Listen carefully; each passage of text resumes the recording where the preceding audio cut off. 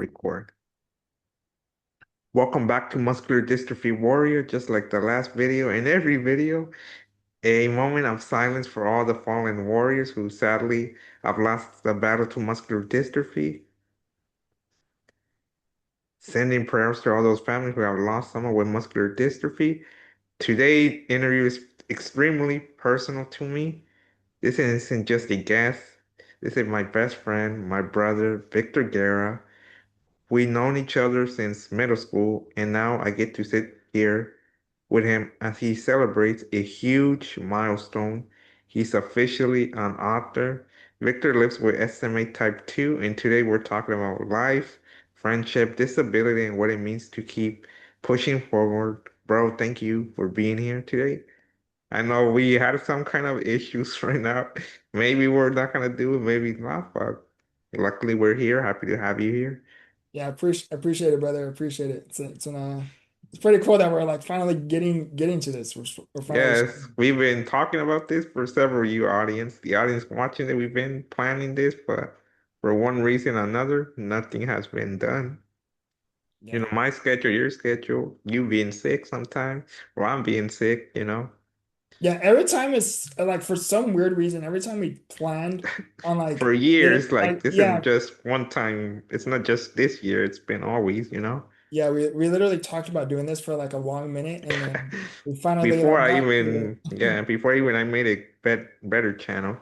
So anyway, so since I know a lot about you, I've known you more than 15 years. I think we're 16 years, I think, Yeah, around something dude, like since like that. the seventh grade. That's like insane when we really think about it. Yeah, because not a lot of people last that long in friendships. They move away in this, but me and you were still in the same city. I mean, I know I went to college. You went for a few, you know, semester, but we're still in the same city, so nothing Yeah. has really changed. We Yeah. grown, yeah, that's it, but That's nothing that's else. right. We went to college to get oh wait, no. I went to city, you went to state. I went to both, remember? City first, then Oh college. yeah, we did meet up a few times. That's right. I actually forgot about that. We had a class, so it's like not a lot of people get that chance. Even if you're disabled or non-disabled, still like the same thing. But That's anyway, right. since I know everything, we'll start with the questions. All right, for people watching, how did we first meet back in middle school? Like you have to answer, I mean, Yeah, so obviously. like I remember From like what as you it was remember, yeah, I from already what I talked about remember. it on my video, so there's no point of me refreshing it again.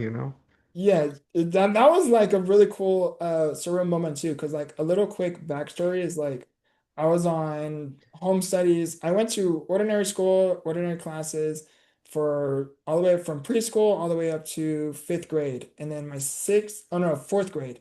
And then my fourth grade year ended up pulling out like half of the school year, where I ended up having a back surgery. That back surgery, I had a spinal infusion done.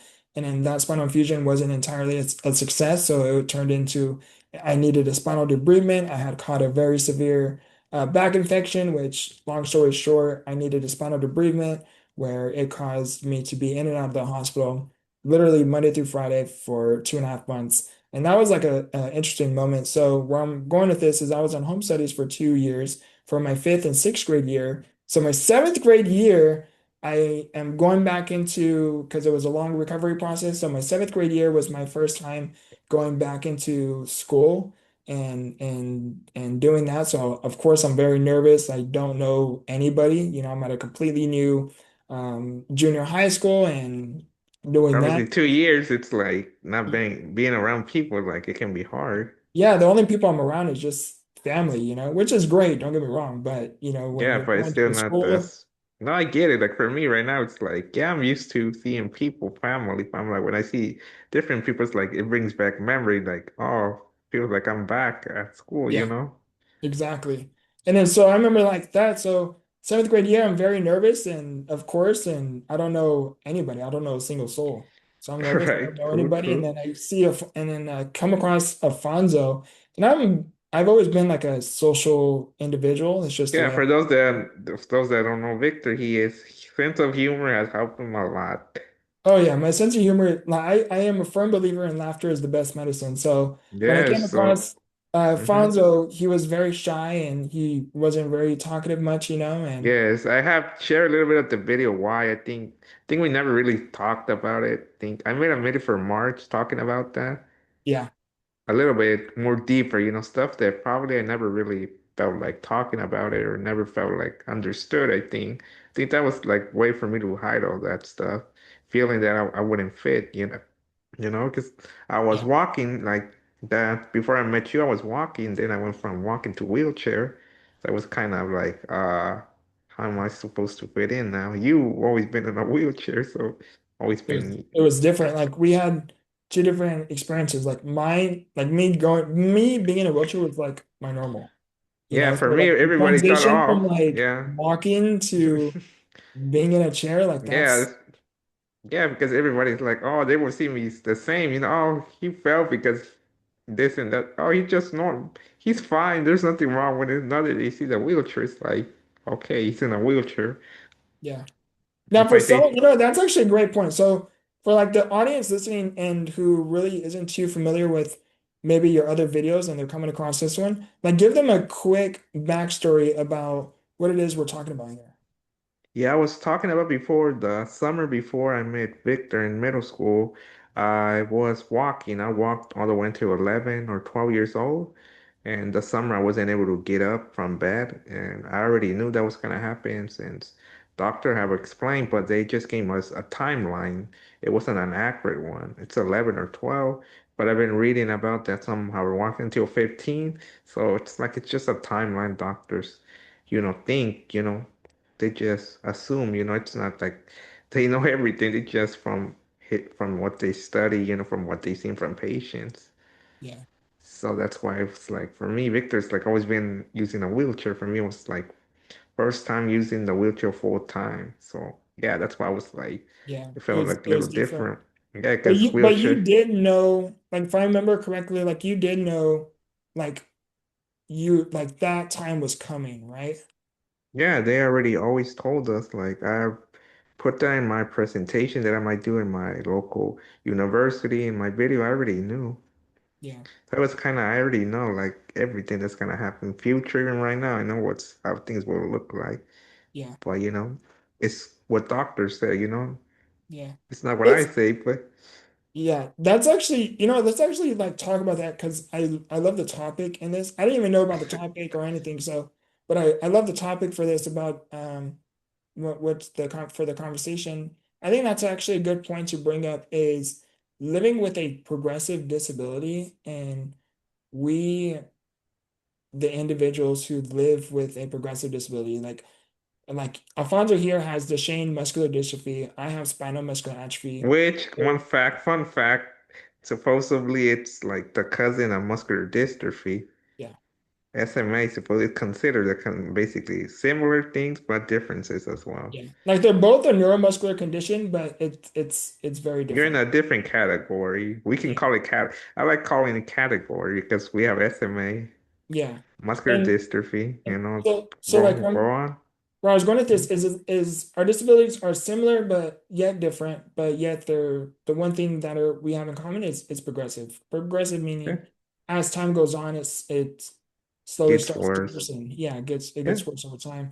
I And mean, what if we put it in Alfonso those words. Hmm. and what Alfonso brought up here is he said like we know like what's to come, meaning like and although like he says it nonchalantly, I often say it nonchalantly or and stoic, but having to accept the future possibilities, at least with the current rate that we're currently at now, of course we can experience a miracle, of a Yeah, we cure, put it like that. That's, yeah, um, or different treatment to slow it down. That's it. yeah, different treatment or cure, Here, like the goal, but if we can't find that, we are just stuck with you know, right, the what is one that's gonna stop it, slow it down, not stop it completely, but slow it down a few years. Yeah, but the things to having to accept where we're headed is not the easiest thing. Like, at least personally for me, I don't know about Afonso. I'd like to honestly hear about Afonso's perspective on it. But for me personally, is it easy having to accept, being able to do something? today to tomorrow not being able to do it, or to For make me, it it's to say it simply is like being able to do something yesterday to waking up today not being able to do it, or waking I up feel like today. right now it's like for me it's like just do it as much as you can. I see it like I see myself like an athlete, sports athlete. Since I'm a huge sports fan, athletes play until they can no more and they retire and they just enjoy whatever they're doing. And Yeah, that's how I see it for me. Like right now, just do what I can right now, and then just retire from that and start find something else to do. yeah, that's a good perspective. Because I watch sports and some athletes don't can't do it. Like after they're done, they go downhill because they don't know what else to do. And for me, I see it that way, muscular dystrophy. For me, it's like there's not much I can do. So if one thing's taken away, I need to find something else, or else everything will go downhill, I feel. Like Right. so yeah, anyway, let's continue with the middle school. I think we went off a little bit, but I think it's a good point. Yeah. All right then. How's the story went? Wait, what happened? How the story goes. We stopped where we were Oh talking about yeah, that my bad. about me. My bad, Yeah, my bad. no, And it's okay, it's yeah, we okay.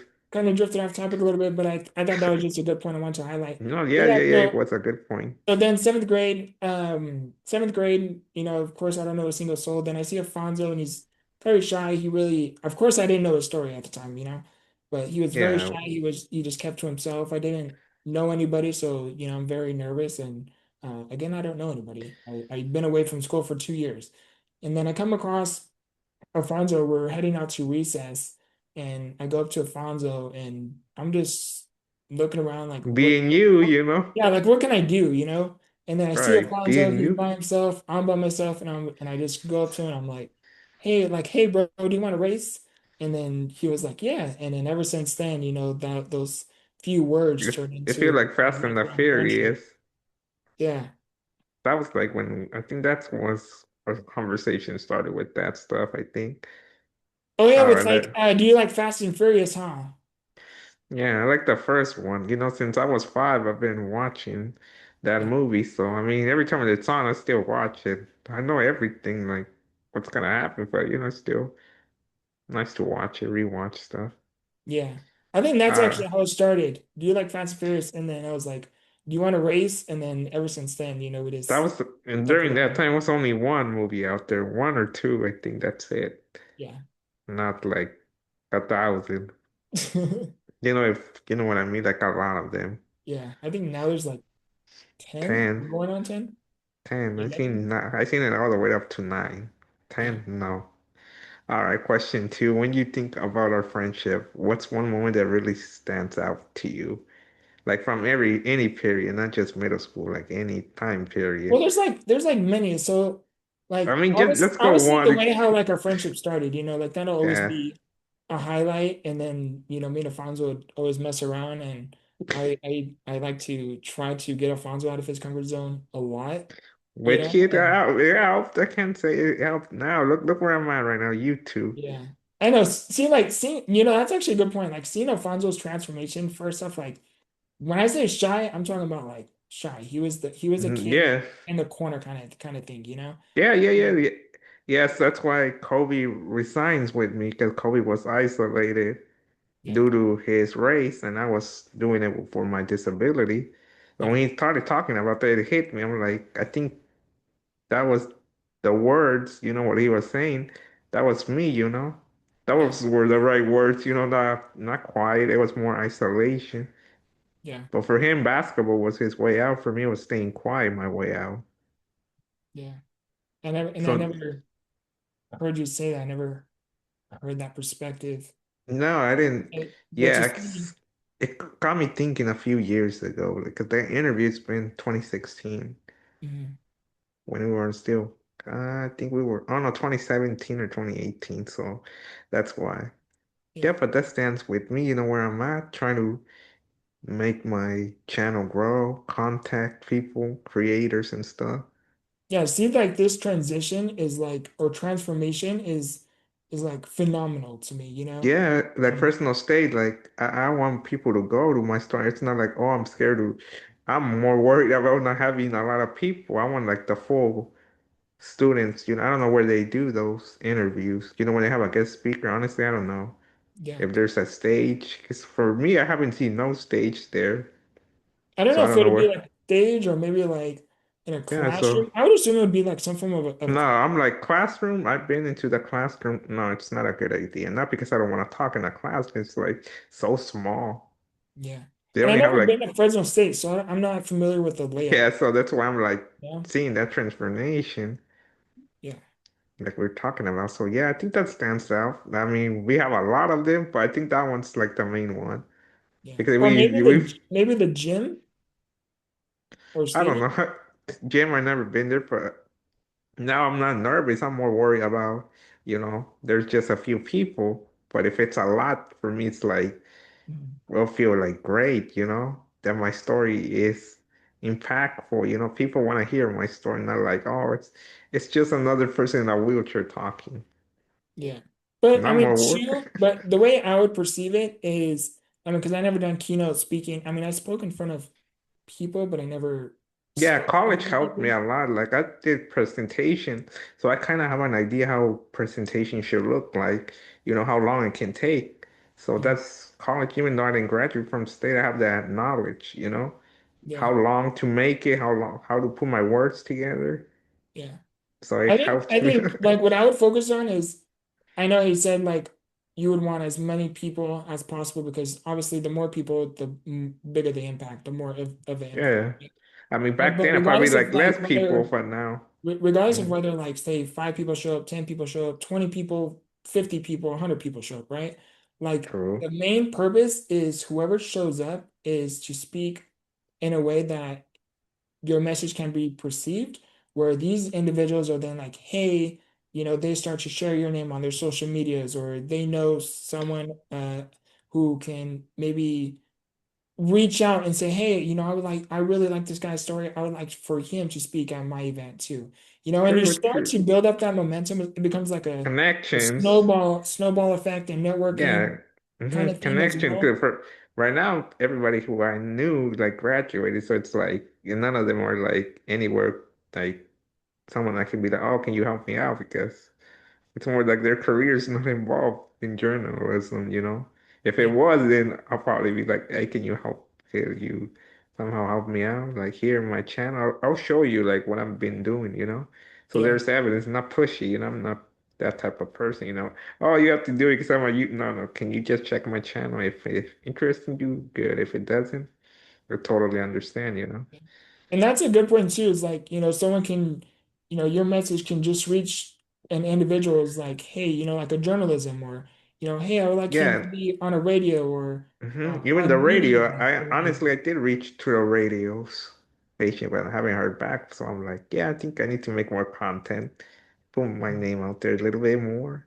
Do that or send another follow-up email just in case.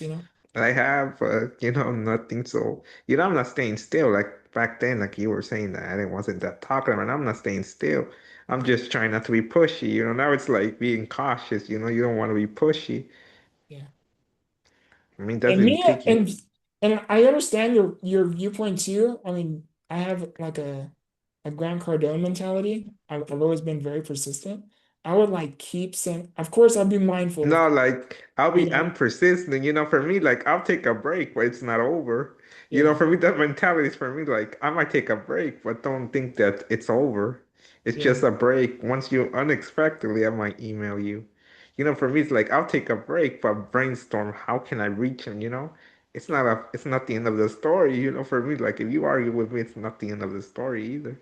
It's like you can hear from me again. I yeah, don't know when, months. It can be months, years, but you'll hear back if I yeah. remember. So that's why That's I'm true. like, so I'm determined. But I'm determined, but I'll take a break. So Another, that's I want to add like two more things to your question before we move on to the next one. all Is right. another key highlight of our friendship as well is I would say the Special Olympics because that was fun, junior high school. True. That was really fun. Yes. I reached out to the Olympics. If there's anywhere I can be like help out or something with my channel. Yeah, They say that they don't have anything, but they'll keep me in mind. They said they kept yeah, my email, so yeah. So I reached out. that's cool. I didn't even, dude, that's actually really really cool. Yeah, they reached out. I think the program something Mhm. But the director, I special, yeah, think. the Special Olympics was really fun. Another good highlight Even though you cheated, is it looks like the Olympics were. It's like you use steroids. like I used steroids. Yeah, the Olympics some use anti-doping, they call it, Yeah. meaning you use something to help you out. It can be pills, whatever. So it looks like they we compare it in a funny way. But You yeah, that should was check another your good highlight. Another good highlight is attending high school events like football was fun, yeah, basketball was fun. because of your sister. Yeah. And I'll get back into that because I know she's not, I'm asking you question about that too. Yeah, that was fun. And then of Yeah. course, wheelchair soccer. Power soccer was definitely Power soccer one heck was of a highlight. yeah, exactly. That's why I made a video. Yeah. All right, let's move to the next question. 'Cause I think we've been stuck on two questions. Yeah. How important do you think it is to have someone in your life who's been there since day one? How important? Yeah, I'll read it again. How important do you think it is to have someone in your life who's been there since day one? I would say very. Because like, I mean, for the context of this video is like we're talking about a friendship here. So I would talk about you, but for us, to have someone I can relate to with a progressive disability and can actually like literally genuinely understand. Like I've had people like say, "Oh, Mio, I understand how you feel like if I'm in the hospital or in the ICU or struggling with like picking up my drink or feeding myself, things like that. But to have someone that can actually like genuinely resonate and understand with being able to do those things and have that form of independency to like the next day not being able to do it and have someone that can understand kind of makes you feel like one, you're not alone, but two, like everything's going to be okay. It's just adapting and just finding new ways to kind of live, life to the best of your ability. Yeah, true. True, I agree with everyone. Like, even if you don't have a disability, having someone there, because you can have a million friends, we can say a million connections, and Yeah, sometimes there's only one person there when things get hard. yeah, And I feel like that's when you realize, oh, what's the point of having 1,000 if only yeah. one or two just there? That's so true. Like definitely hard times really do reveal who your true and real Circle friends are is, or support system or family is. or circle, Yeah, your circle support system. however you want to say it. Yeah. In your own words, what is SMA type 2 and how does it affect your everyday? In your own words, how would you describe it? Because we already know if someone research Yeah. SMA type 2, it'll Right. kind of come out very stuff, but it's like for me it's more That's important like to that's know a the the that's a very emotional side. great question. That's how my content is, focus on because everybody just focus on disability. They don't focus on our own opinion Yeah, or our own emotions interpretation of it. or whatever, anything, any topic. For me, is like the definition of spinal muscular atrophy is a progressive neuromuscular medical condition that slowly takes away your ability to walk, eat, and breathe. But in my own interpretations is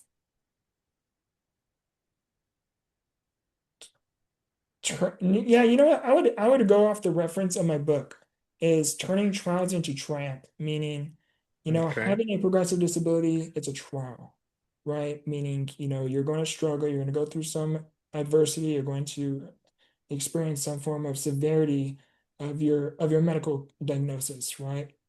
But my thing is everything is a matter of perspective. So, you hear these doctors and medical professionals tell you your disability is progressive or This you're and you, that. you might not amount to anything. Hmm.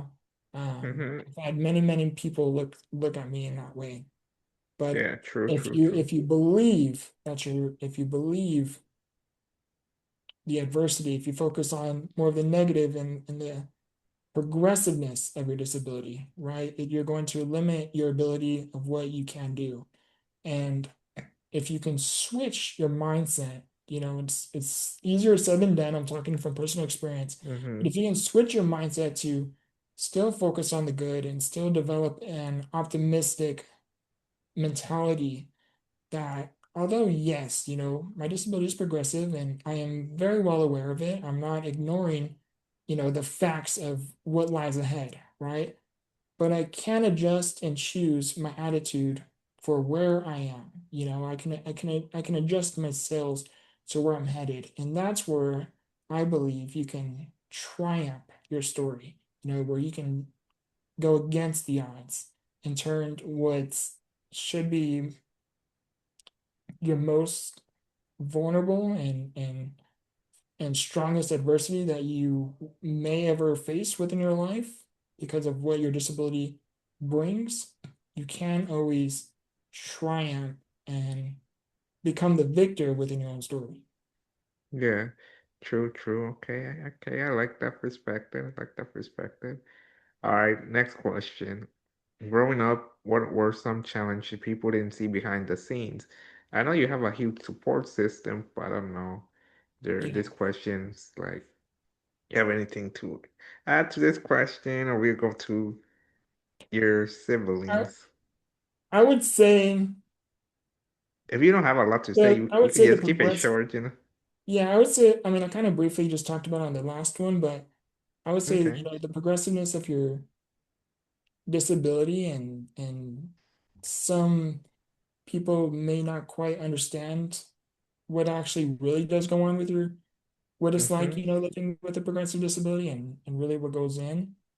And that just comes to the lack of awareness, of it. And there's nothing wrong behind it, Some people just look to you because you're in a chair and they think, you Mm-hmm. could still hold heavy objects or they just think that maybe your legs don't work, right? But they don't really Right. understand quite the Mm-hmm. depth and the awareness of what your disability consists of, unless they really, really see you on a day to day, Um, yeah, I would just say, just in times like that, just develop empathy and understanding that it's not so much that they just overlook it or may not quite see it.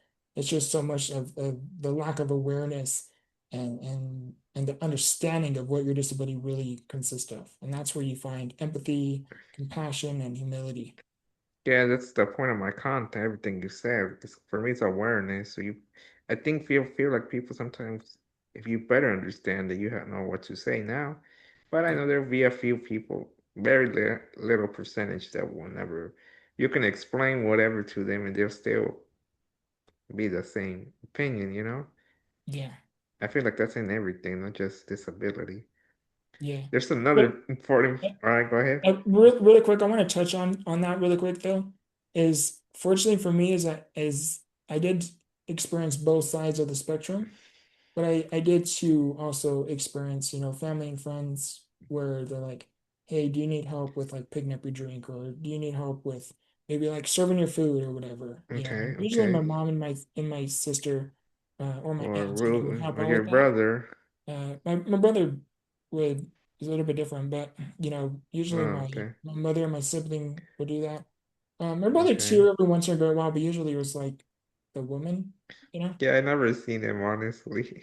And and but yeah, so fortunately, I think because I grew up having a very strong support system and I think where you didn't have where that they did issue see the probably. progressiveness of it, like me going into a manual wheelchair to like a powerized wheelchair, they see the The difference. the difference, the understanding of what my disability really consists of. So, they can just look to me and really begin to understand. But like high school, for example, like where I was going at that, like some people can think you can lift heavy objects. And I remember like leadership, for example, where we would like set up stuff in leadership where some of the classmates, thought I can hold like a duct tape roll, for example. And duct tape is really, really heavy. And I struggled with it. Yeah, I can hold it, but I can't like hold it 100%. For me, I can hold it, but I need someone to help me out still. Yeah. So I get And what you then mean. and then I remember like sometimes in high school when it came to like leadership projects where like some students maybe thought I didn't want to participate or I didn't want to do Yeah, anything. I it's, just I used mean, my it's, disability as an excuse, but it was just really no, because just sometimes it's extremely hard hard. because there's some that do that. They're Yeah, able to do it, but they just be like too lazy, even you have a disability. yeah. Like So not audience, everyone in a yeah, not wheelchair. even yeah, audience, we do have lazy people in the Yeah, disabled community that don't want to participate. That they are able to, but in our case, it's not that we don't want to. It's because we can, but people just assume because when you see some people not want to, but it's like in everything, everybody has their own point of view, how they see things, how they want to do things. yeah. Like everyone in a wheelchair has their own unique set of challenges and obstacles, and some are more capable than others and more independent than others, But and sometimes they choose not others to are do not. it for whatever reason. Yeah. All right. There's another important part of your life people should know about you. You're a twin. Yeah, yeah, I'm a twin. So I call her my little twin sister, Yeah, I I call her didn't my little ask twin that. sister because I'm Yeah, one of I my know you. many. Yes, Felicia, I didn't ask Victor that. That's all, Victor. But you're already used to that. I'm like, if you're watching it, you're already used to him saying that. Yeah. But All right. yeah, so I do have a little twin sister All and right, hold on. Let me ask you, what's it okay. like being a twin, especially growing up with SMA? Yeah, I wanted so to have both of you guys, but the thing is, right, I know that would be too hard. yeah. So like growing up with a twin is it was my for a lot of you asking is, oh, you have a twin? Like that's really cool because how many people do you really know that's a twin, right? I mean, I I have uncles often that get are that twins, reaction. so I have uncles that are twins, so that's why you guys are, okay, that's another part of twins. But Yeah, there's not a lot of people that knows twins. yeah, there's not. So when I say that, a lot of people are like, "Oh my gosh, you're a twin," and then they want to hear your story. And a lot of the questions is, "Well, does she have a disability too? Is she in a wheelchair too?" And no, Or she's the other, or fortunately. my question is, can the other one feel what the other one feels? Oh, I have a cool story about that one too. I can touch I on. I know. All right, we go for it.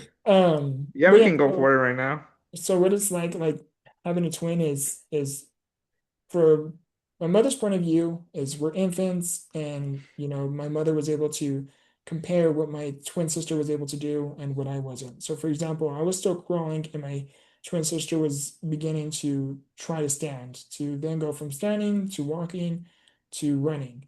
And me, I was still crawling while my twin sister was able Yeah. to have much more of these um, developmental stages, going on as she began to become more developed, and I still was crawling, Hmm. to say the least. And so my mother was able to see that comparison. So my mother was able to catch early on, like, what's going on with my son. So my mother, to long story short, is my mother took me to see my pediatrician. She took us twins both. And we went in, and my pediatrician just told my mom, like, oh, it's just a phase he's going through. Like everything's fine. Just give it a Hmm. little bit longer. He'll grow out of it. Yeah. And time went on Okay. and nothing happened. And my mom worked for CDCR, so my mom at a level 4 men's institution. So the reason why I brought that up is because she's very strong. She's very aggressive and assertive when she needs to be. She's soft and sweet, but she also has that assertive side. As you can Sounds imagine. like me. Like for me, like you might not see that. So if you say something I don't like, there's an issue there. I mean, Yeah, I'll respond back, but if I see that person like, oh, he's just talking, or she's just talking because she can talk or he can talk, I won't do anything. 'Cause I'm like, there's no point of escalating that because I'll say something. We're not gonna get anywhere. We're just yeah. gonna say stuff to each other. Never, we're not gonna solve anything. So we ended up going home. My mom gave it some more time.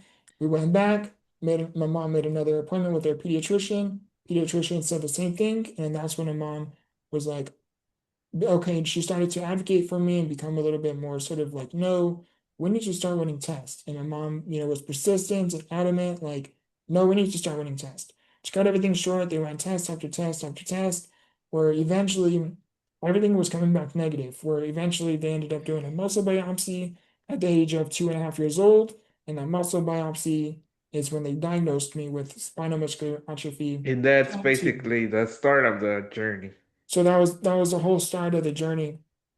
And growing up with a sibling, I never really said this out loud, but growing up with a twin, I never said this out loud, but usually, when your twin is more independent than you are often treated as the younger one, the little one, Yeah, even and though that's not true, you're the older 1 minute, you know. yeah, and one of this is, I now I'm trying to flip the script where, I'm beginning to work on these different projects and different things where, I can become like the older brother where I can look out for my twin sister or my family, you know, where I can flip the script, my family and my twin sister and my aunts and everybody, often look to me and take care of me, right? Because of my lack of independency, right? With the Hmm. territory of SMA. But I'm trying to flip that script where I could then be the one Help to them in look some out and way, take you care of know. them.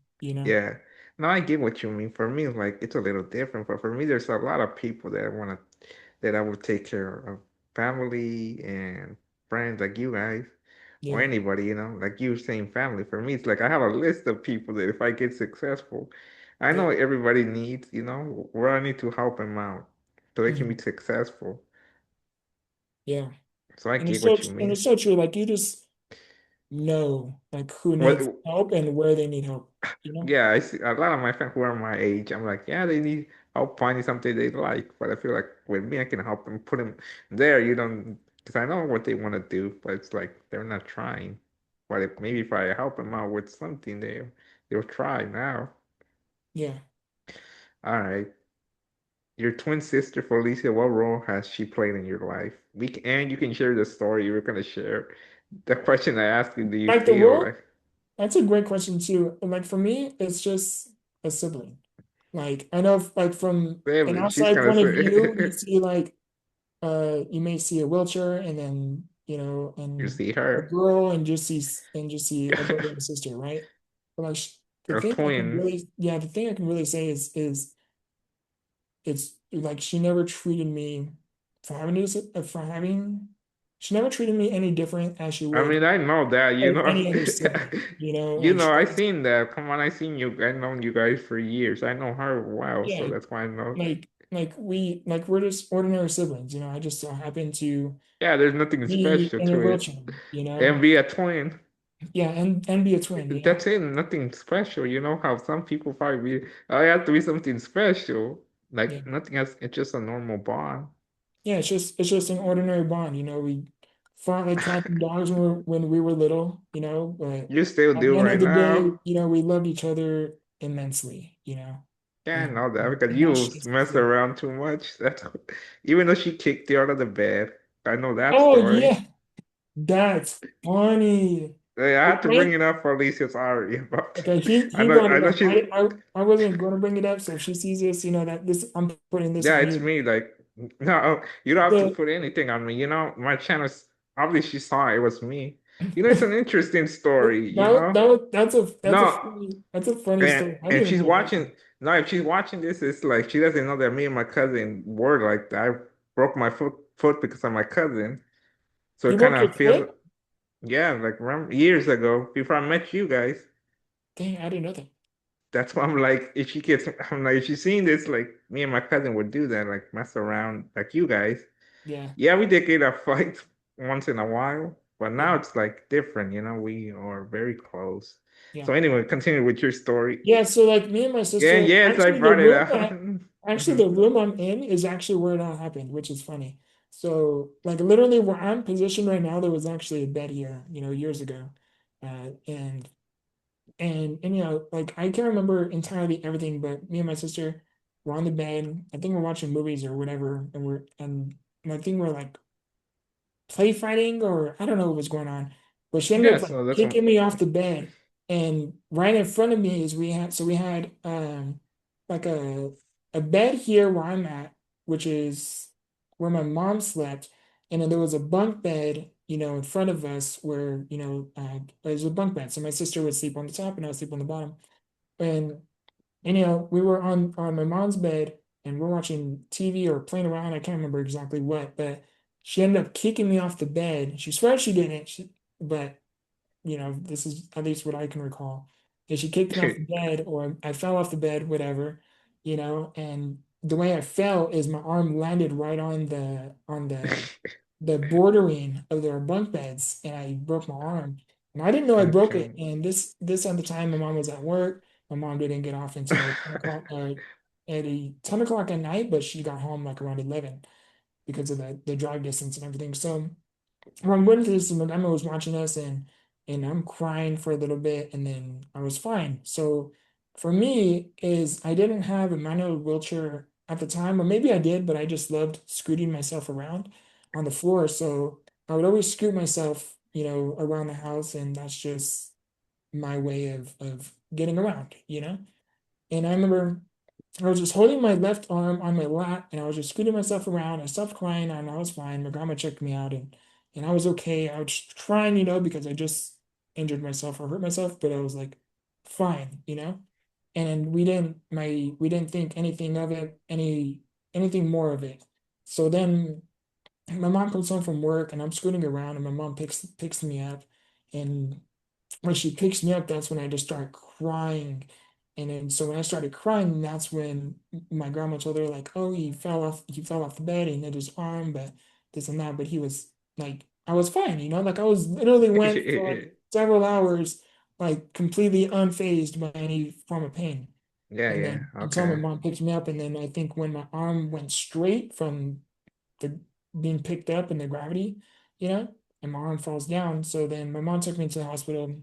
Long story short, I had to have a cast and go through all that. But Yeah, yeah. I'm just sharing that because I wanted to bring that up for Felicia because, people, you know, they might see, like Victor was saying, there's nothing special. You guys were just, like brother and sister. I feel like a lot of people have stories like that about them hurting their siblings and stuff like that. So I'm yeah, just trying to show them my friends that are twins.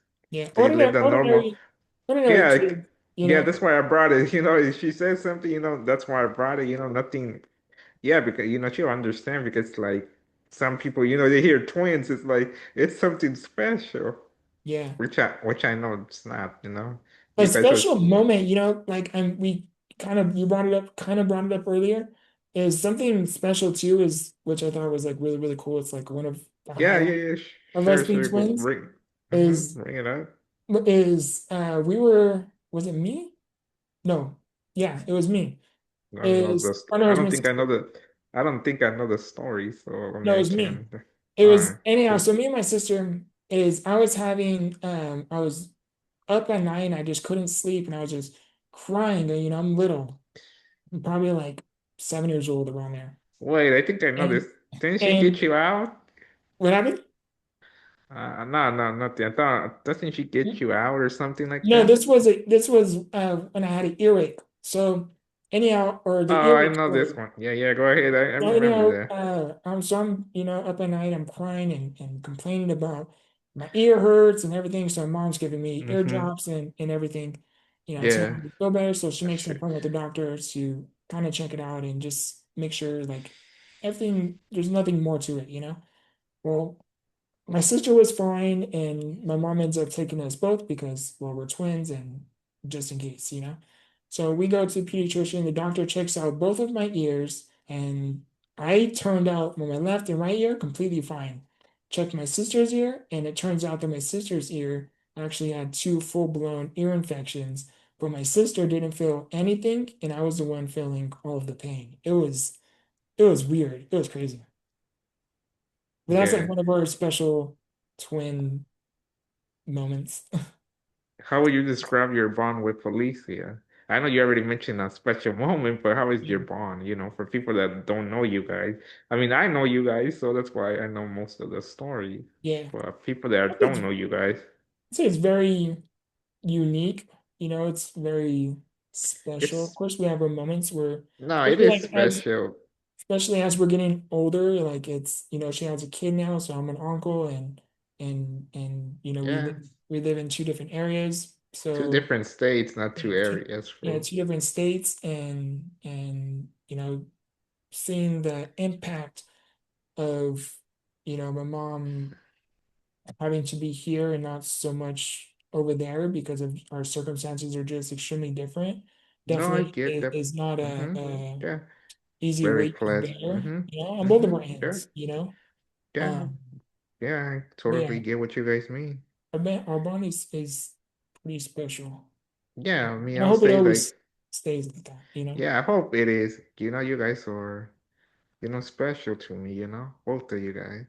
So I Yeah, always would like to see you guys together. Like I know that you're saying like it's hard. I mean, it's hard not seeing both of you. yeah, I mean, I see you most of the time, but I don't see both of you like I used to. But I get what you mean. So I always hope your bond is always like that. But I think it will. yeah.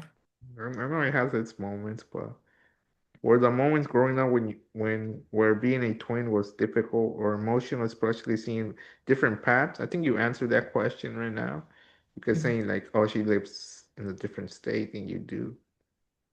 Yeah, I was, like referring back to my other answer is, with different states, so it's a lot more harder to kind of keep the kind of harder to always be there. But fortunately, we live in a Hmm. digital age where we can FaceTime and stay But it's still connected not as the much as same. possible Like, like that. But yeah, it's I know. definitely not the same. Especially like seeing my niece grow up more through a screen than like in Yeah, person is something yeah. I I would mean, love look, to change, yeah. within the Hmm. near future. But that's that just plays on No, I would with like this to tech too. just Right? I have surprise to them. would No, I kind of get what you mean. I would like to surprise them and show up one day. yeah, that would have to be really cool. Yeah, for me, like, like I know what you're saying. At the least, I don't see her either. She's growing up too Yeah, quick. Every time I see a Snapchat story, I'm like, oh, she's growing too big. yeah. It's like, She's adorable too. The baby, she's I, I like the dog. I like the video I saw with the dogs in the cage. oh yeah, Yeah, because the only thing I see is like the picture. I'm like, the only thing I talk to her is with the picture, not with her. When I yeah, see the picture in the morning, I'm like, oh no, at least I don't see her in person, but it's like at least I have the picture there. But I know it's not the same having her picture than seeing her. yeah. She's adorable. She's a huge animal lover too. Like she's Yeah, so that's very what I good with like about chickens and her. dogs Yeah, and that's why I like about her. So I'm like, yeah, even though we're not related, but she's like my niece. That's why I have a picture right there. yeah. Yeah, I mean, Uh, you've been in the picture for years. Like, yeah, you're definitely the uncle. You know what I mean? yeah, and even though the long distance one, because she sees you, she doesn't really see me. Yeah, But she knows I have a picture. I have a picture right there. I think yeah, it's behind me, but I put the blur thingy. yeah. And that's special too. Yeah. All right, let me go another question. What has being a twin taught you about love, patience, and resilience? When as my twin taught me about love, patience, And relentless, I think it says. relentless. Yeah, relentless. Yeah. What Relentless. the? What has my twin taught me about that? Yeah, if anything, or if not, we can move to the next thing. The mental and emotional stuff. I would say Questions. the twin about love is unconditional. Like, I mentioned we fought like dogs, like cats and dogs when we were younger, right? As we're older, it's different. But um, definitely say unconditional. Okay. Patience is definitely more on her end with me for Then you. taking up a lot of my mother's time because of my medical condition, especially like constantly being in and out. Now it's a little bit different, but back then I was constantly in and out of the hospital, and I was like for example, my back surgery. I was away for 2.5 months, and my mom slept on my bedside, for those 2.5 months. So patience, is a really big No te requirement, oye. more so No te for oye. on her end, and then being in and out of the hospital Mm-mm. for having pneumonia, and again pulling away our mother's time.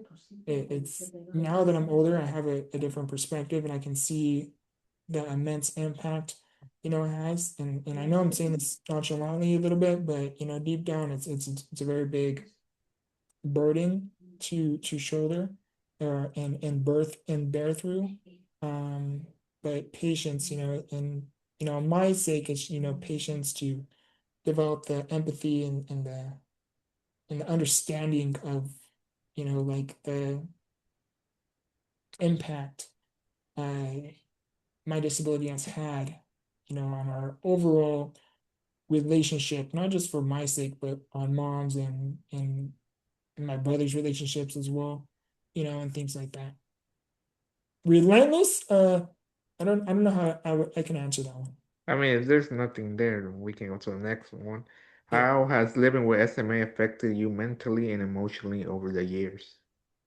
that's a great one. So, uh, well, for me, is I'm very open with this, and I'm very open about this. But SMA is being able to, like we talked about earlier, being able to do something Hmm. yesterday, to waking up, today, for example, and seeing something slowly being taken away from you, or being taken away from you entirely without warning.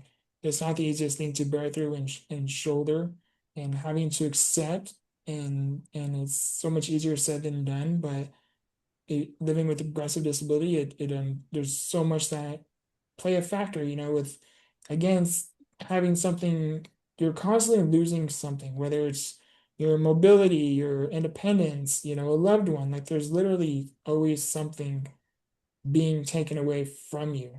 And there's some days that's much more worse and severe than others. And living with a progressive disability, it's definitely not easy, and I'm very open where, you know, me shouldering the weights my disability has on me, and the weights that, of my home life. Like my life is not perfect and all sunshine and rainbows. I may smile through a screen, but trust me, there's a lot of dark valleys and seasons and Behind closed turmoil, doors, like they say. behind closed doors. And I so feel like all of that that's led, everyone. yeah, it's everyone. And You you might know think you know that person, but behind closed doors, like I always like to say, behind closed doors, only the families or whoever you live with know what goes on behind closed doors. There's gonna be assumptions, this and that, but only people know that live there, in the house will know, what goes behind closed doors. yeah, and where I was going with that is, there was a moment in my time where it led me being on a psychological hold where I just Hmm. broke. I couldn't remain strong anymore, to say the Yeah, least. it was too much, too much. It I was, get what you mean. For me, it was like fe- dealing with isolation at some point. yeah, What you was brought that for me was that, not finding my purpose. But even though there was different situations, still at the end of the day was mental health. yeah. It So was for me, like 21 years like going through that, and then finally, eventually I just broke you where know, hit a hit rock bottom, it basically rock we can bottom, say. literally. Hmm. And then but I You wouldn't change. I wouldn't, to shed some light here, is I wouldn't change anything. Although yes, there's been a lot of bad and ugly seasons within my life. Yeah, and There's for me, it's like there's talking been some about good change. seasons. Yeah, for me, changes anything. For me, it feels like if I change something, there will be a lot of things would be different. Like for example, I always like to say like I have a picture of you and your sister together with me, and Hmm. if I will change something, you guys probably that picture probably wouldn't be there, or stuff like that. A lot of pictures I have with family. Like if I was able to walk, or if I didn't deal with certain things, Hmm. certain memories wouldn't be there.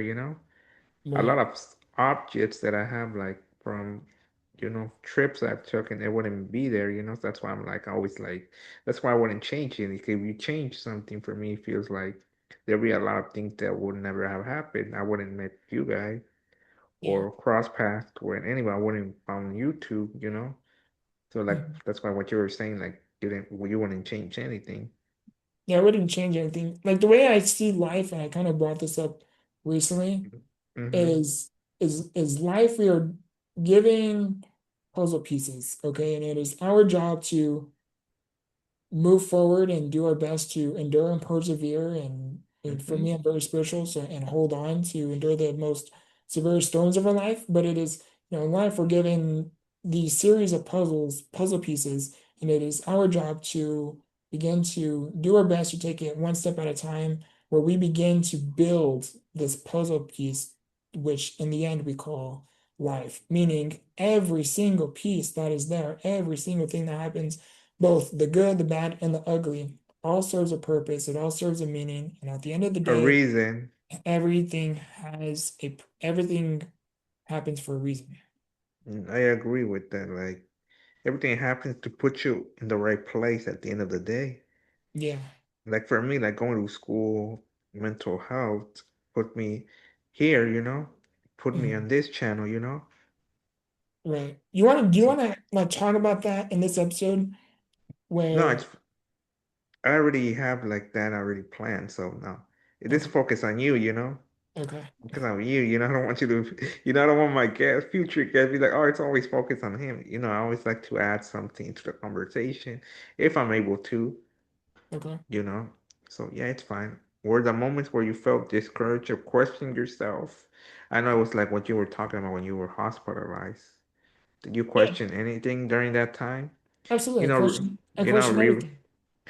I like like re, definitely change. Yeah, many change the moments. wording on the questions. Because you already explained a little bit, so Yeah, a little bit there's definitely deeper a lot depth. of moments where I felt discouraged and disappointed and ashamed. I think that's human nature.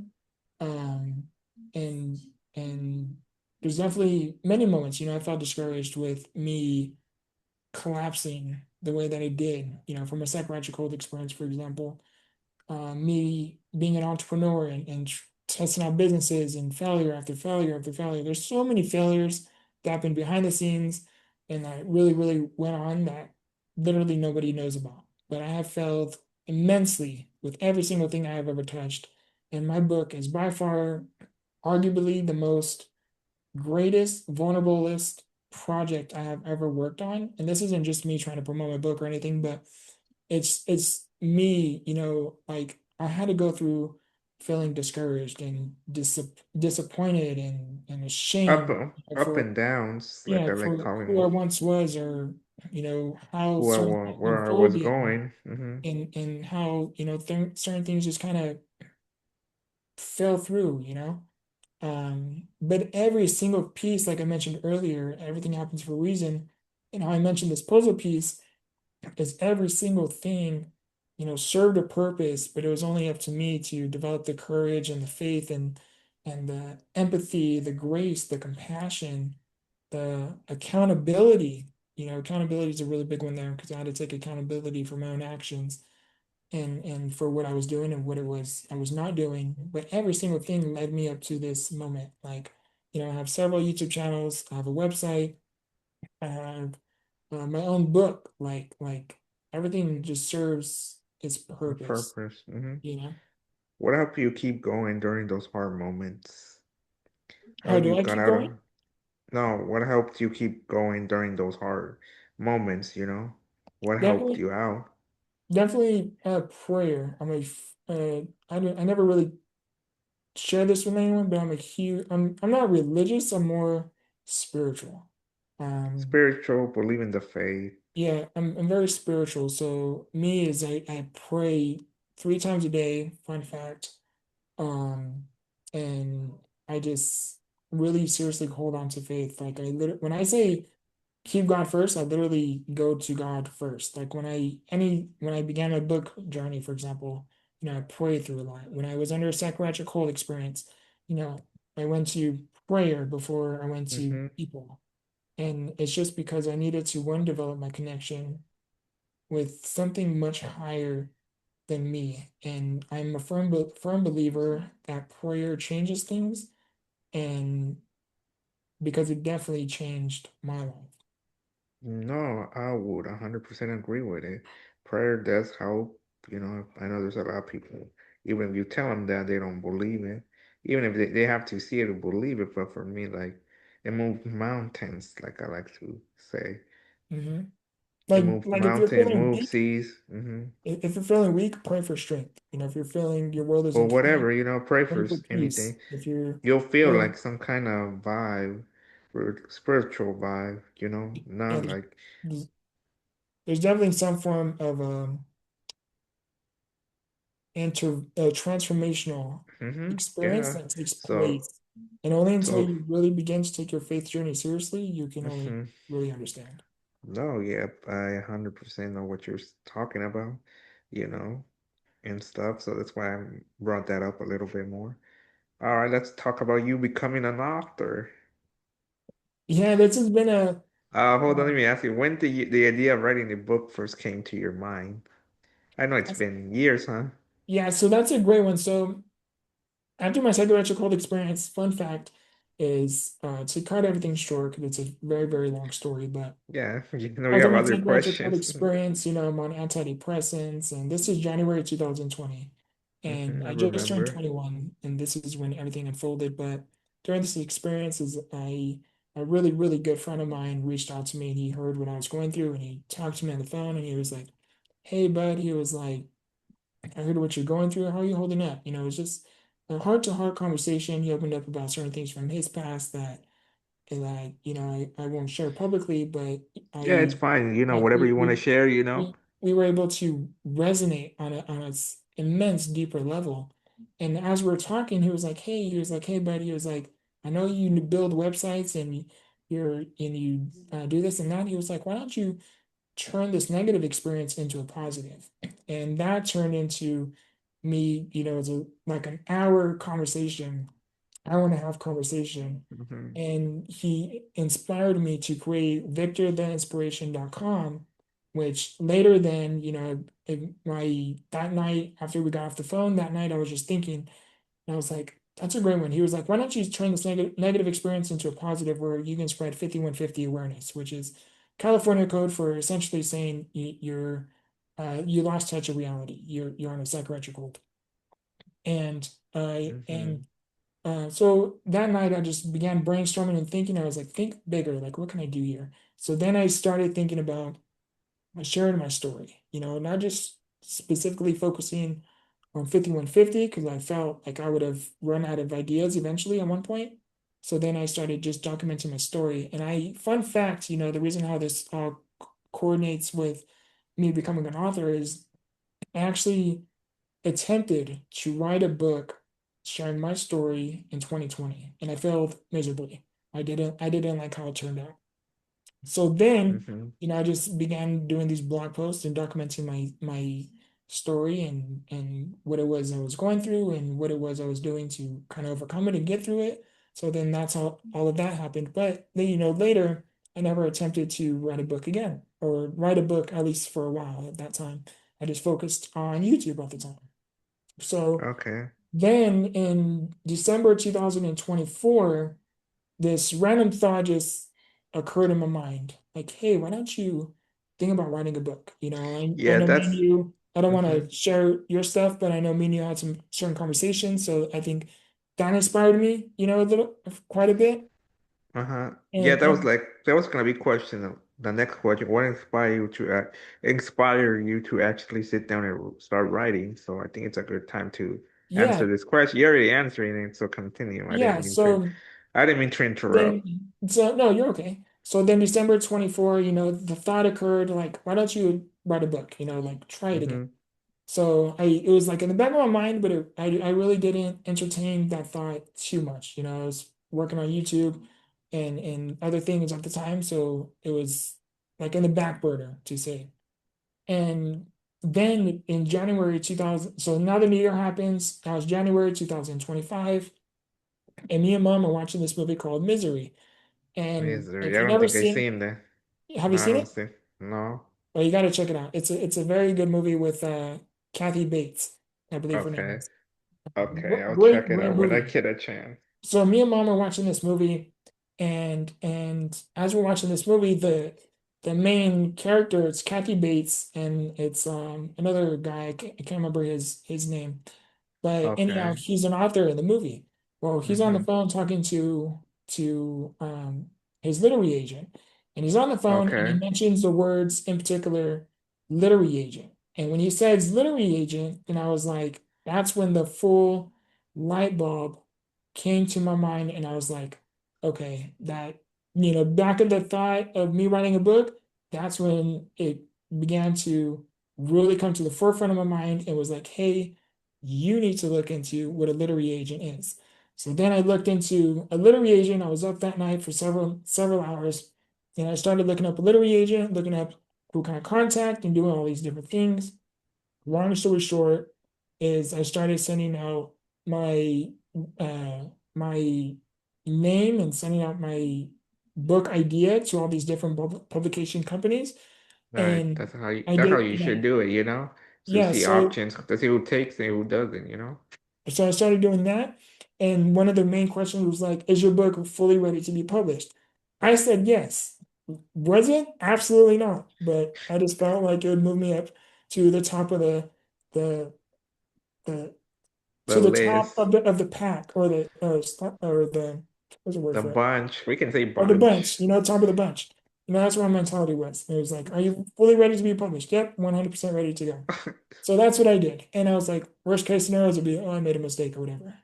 Okay, Um, that's the next question. Was there ever a moment where you thought maybe this is impossible for me? So I feel like we can say this is the part what you're yeah, talking about. so as I'm doing all this, right? I was like, okay, what's my book going to be about? And then that's when it fully came into.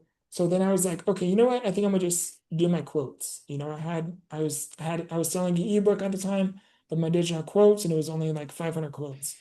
And Yeah, then, I seen it. but on my I seen it computer, I had like over more than 800. that. Yeah, I had over Yeah. 800. There was like over 200 where it was quotes that I just never shared publicly. When I Yeah, said publicly, I they're never shared with another soul. right. I was just going to keep it to myself. So then, so I sent that in, and I sent the transcript for the example, The transcript, yeah. excuse me, the transcript manuscript to, Manuscript, it's the right yeah, word, the manuscript. My manuscript. bad. And Sorry, I then, said transcript. I keep getting that mixed up because I'm a YouTuber, so it's always transcript. Yeah. So I sent the manuscript, and I sent them my quotes literally within 24 hours. Then I sent my idea, and I sent my quotes literally within 24 hours. I got an offer to, or not an offer, but I got picked up to book a phone call to talk more about the book within 24 Okay. hours. And then, within like, I want to say it was like 3 to 4 days, like 72 to 96 hours after that, from the day I had sent out the emails, then I got another big company that wanted to book a phone call and talk. So now I had two really big companies that wanted to talk and do all this. So I spoke to both of them, and they really, really loved the book, and they really loved the idea behind it, and they wanted to proceed forward. So I had two phone calls, and I wanted to hear them both before I made any decisions. Decision. Yeah, yeah, yeah. So True. A to cut hundred everything percent. short is, Mm-hmm. uh because it's a long story, but to cut everything short is I spoke to both of them, and the big thing, the other person that I spoke, or the other company I spoke with, the other book publication company I spoke with, was slightly bigger than the one that I actually ended up going full publication with. And the Okay. only reason why I went with this one rather than the other one, which was bigger, is because in a business standpoint, is I wanted more flexibility, and my name isn't big yet. It's still in the building the foundational stage. So I wanted to go with the smaller publication company that was slightly smaller because I had more flexibility to say, okay, this is what I want. I'm not flexible with my story. I'm not flexible with my words or things like that. And I didn't want to run across like, oh no, we think this is best, or we want to do this because the other company was bigger. I wanted more flexibility. And so I went with this publication company, great publication company, and phenomenal. They're amazing. Long story short, is before I signed anything, I get on the phone call again, I book another phone call. And right before I made up my decision, and I wanted to go over a few questions, and we are on the phone for a while. And I want to say I recorded the conversation. Of course, I asked for their permission. I want to say I recorded it, or maybe I thought about it, but I didn't. I can't remember. I have to look on my phone and stuff. But anyhow, we talk, and before I signed anything, and before I proceeded forward with anything, I was like, okay, before I sign anything, I was like, I want to be fully transparent and make it very known now that I am not willing to change my story. And I was like, I'm not willing to change anything within the story, and I am not willing to budge with anything when it comes to my quotes. My quotes specifically holds sentimental value for me, where, if you think, I should change the words a little bit to make it more readable because it's philosophical. I was like, I'm not willing to do that. I was like, I like these are my non-negotiables. I'm not willing to change the story. I'm not willing to change anything within my quotes. I was like, you can agree to that. We're good to go. Oh, and then I was like, and I always want the final say so before we proceed with anything. I don't want your opinion to override mine. And of course, it's done it much more professionally, Yeah, But then they were like, "Yeah, we agree." So they pulled up a contract, and of course, I had to review it. of And course, of course. I sat with the contract for 24, 48 hours because I wanted to just be very thorough about it. Mm-hmm. And then but I made another phone call with them, asked them a few more follow-up questions, and March 31st, I thought it was April 1st, but March 31st, 2025, I had officially became an author. And then January Okay, 16th, 2026 is when I had officially became a published author. okay. Without giving too much away, what is your book about? So my book is my story. So originally, really quick, so originally it was just quotes, and then eventually throughout the process, I was like, hey, you know what? Can I actually throw this in here? And it was already material I had in front of me, and I really didn't. It's kind of like journaling style. So they were like, yeah, we can do that. So, ended up having all of that. But my book is about it's my book title is Become the Victor, Turning Trials into Triumph. And it is my personal journey just talking about life with SMA, with living with a progressive disability. It's me talking about defeating the enemy within. By defeating the enemy within, I'm talking about, like how we mentioned earlier, the discouragements that happen within our mind, the self-doubts, the disappointments, the times we feel ashamed for things we've done or didn't do, or times we wish we did things we wish we did and we didn't, because we maybe didn't know better, or we didn't have quite the knowledge or the wisdom at the time. And it's all about helping other people through depression. Like my book, I structured my book very strategically and in a unique way where it's literally meant for everybody. By everybody, I'm talking about if you live with a progressive Okay, disability or not, well, it's hold for on. Okay, I was gonna ask, I think you answered my second question. Who did you write this book for? But like you're saying, this for everyone. Yeah, so this book is literally for everybody. So I strategically put it in a way where, if you have a progressive disability or not, or a disability or not, this book is for you. If you are going through depression, this book is for you. If you suffer from anxiety, this book is for you. If you are an entrepreneur, this book is definitely for you. If you are in the business world, if you're a psychology teacher, a psychology major, a professor, a teacher, Or this book is for whoever. you. If you're in a medical professional, this book is for you. The Okay. only person I don't know if this book would be for is I wouldn't entirely say it would be for the youth, for like the younger generation. High school, I would love to see my book in a high school. I think that would be extraordinary. In elementary school and younger, I really don't No, that was think this. it would be suitable for them, just because sometimes wisdom at such a young early age can really ruin one's youth. I think It's too much. it High can school ruin the fun out may. of it. Yeah, I get what you mean. All right, what message do you hope readers take away once they finish it? Like for those that have bought the book, you know. Yes, is one, first and foremost, I always say I want you to have your own interpretation of it. Okay. My philosophy or what my story may be interpreted for me, what it resonates for me, or what it means for me.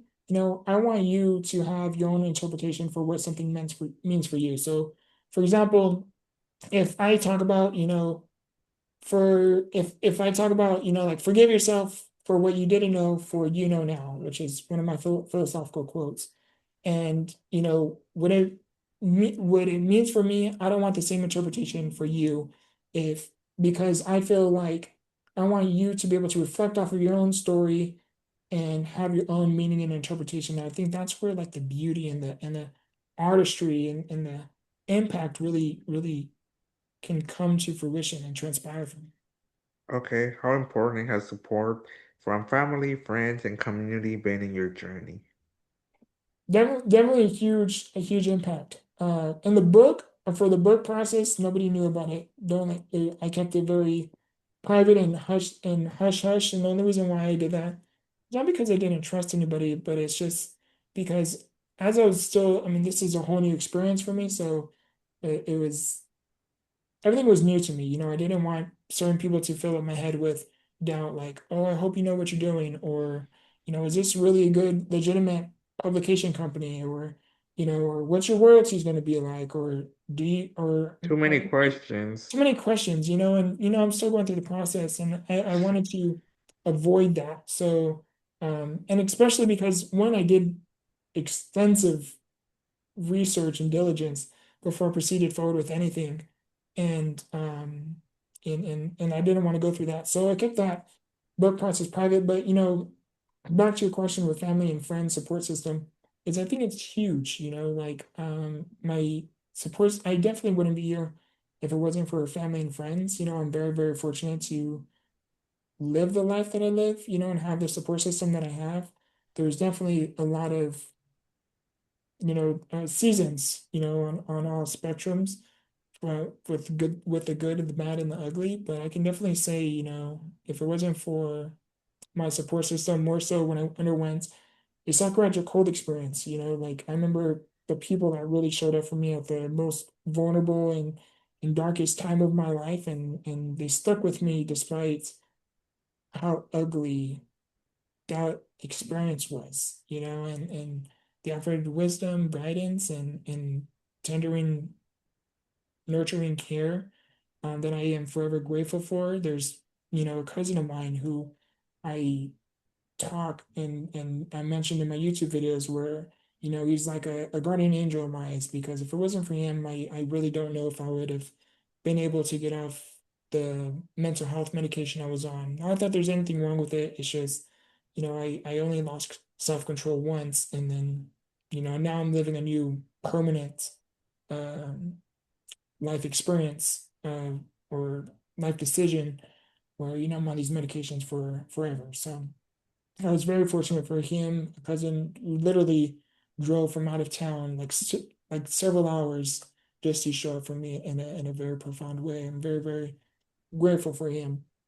Me being in the hospital with having pneumonia, collapsed lungs, you know, having my cousins show up the way that they did and you know, offering me laughter and at a time when I could have really used it most. You know, surrounded by four walls and all you see is just the same thing, you know, you wake up, you do your treatments and you hear beep, beep, beep, you know, unless you're in the hospital, you know what I mean by that.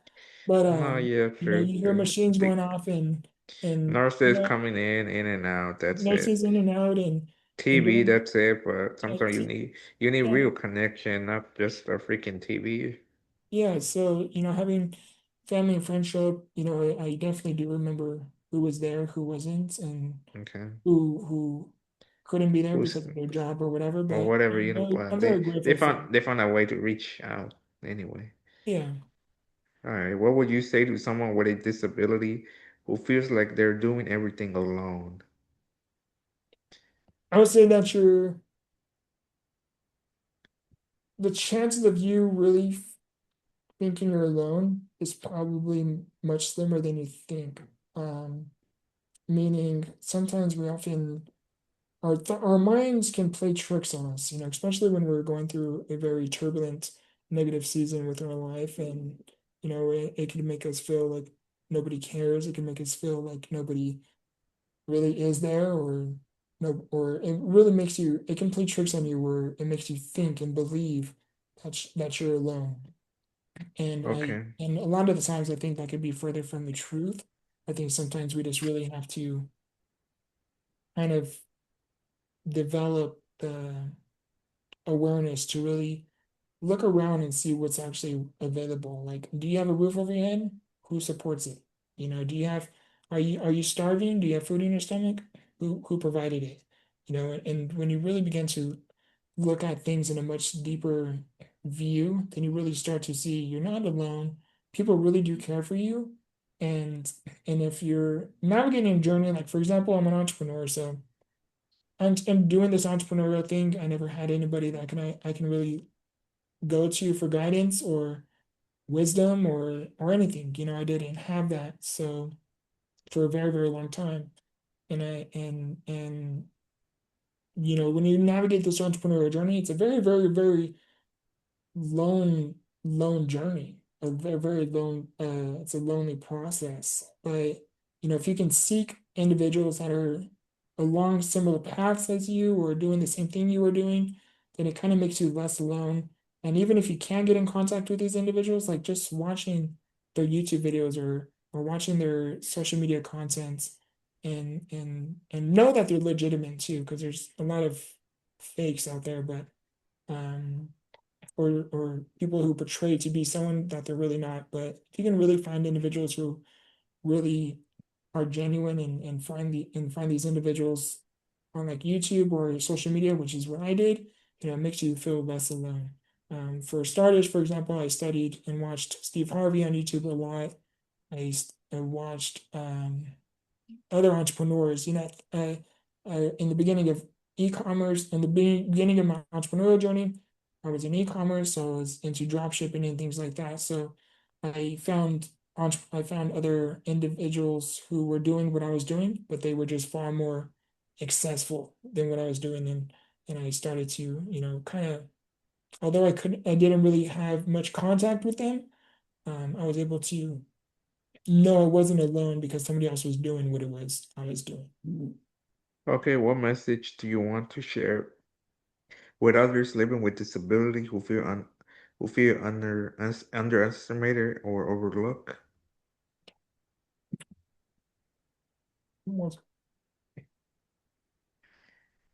Oh, that's a great, great question. Excuse me. I would say use that to your advantage. What I mean by that is if you are building something, for example, like myself, and nobody's giving you much attention, nobody's looking your way, you're completely off the radar. You can fly any altitude you want. You can fly high and go big, or you can fly low and be much more strategic with your approach. But if you're underestimated, don't hang on to, don't let hate or vengeance feel you to want to do more or to prove these individuals wrong. But instead, utilize the underestimation to the best of your ability, where you can just stay low, stay humbled, of course, continue to do what you can do in the best of your ability. And when it is time for you to make certain moves, you will become an individual where you can literally whisper and be heard. And that right there is called true strength, real power. Okay, if you could talk to your younger self, what would you tell him? If anything. If not, we go to the next I would one. say keep God first. Read books. I never was a reader. I began reading books And when I I entered know that. entrepreneurship. Yeah, I know Uh, that. yeah, so I definitely say read books.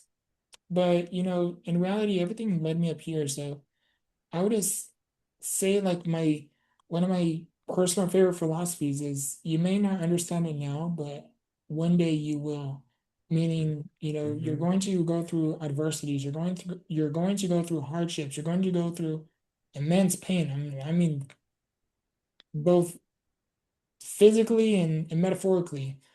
And but eventually if you keep holding on, you keep enduring, you keep doing what you must and persevere and hold on and keep the faith along the process, I promise you, you will reflect back from where you once were and be so glad that you never gave up. Okay, what does success mean to you today? having a vision of doing something better and being disciplined enough to actually make it happen. So success meaning if you have a physical, mental, emotional, spiritual goal, and you have this goal, you have this vision as to you can visualize the transformation that's going to take place.